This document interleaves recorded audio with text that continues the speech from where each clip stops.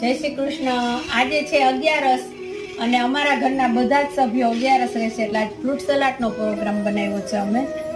નહીં તમે આમ કરો છો કે બટેટા છે તે આવી રીતના છાલ ઉતારો છો? જીએ મને કીધું સાયલું ઉતાર ના કે હું આ સાયલું ઉતારું છું. મને એમ કે આનાથી સાયલું ઉતારે. મને થોડી ખબર હોય કે આ કેવી રીતે સાયલું ઉતારે કે મને હાલ. અરે આવી રીતના ના હોય, ઓલા ચાકાથી નહીં, આ ચાકાથી આની આવી રીતના આમ છાલ ઉતારવાની સફરજનની. આ કઈ બટેટા થોડા છે કઈ? મને એમ કે આમ ઓનાથી સાયલું ઉતારવાની છે. ના ના, આનાથી ઉતારીએ ને તો સરસ વ્યવસ્થિત થાય.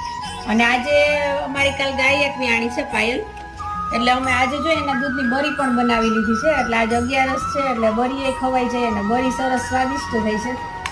બરી બનાવવાની એક નવી ટ્રીક છે આપણે. બરીને દૂધ જે હોય જાડું એટલે ખાંડ ઓગળતા વાર લાગે છે. આપણે ખાંડનો પાવડર અથવા સાકરનો પાવડર કરી નાખવાનો. જ્યારે થાળીમાં દૂધ ગરમ મૂકે ત્યારે તમારે પાવડર નાખી દે, 1 ચમચી હલાવવાનું છે એટલે બરી એની રીતે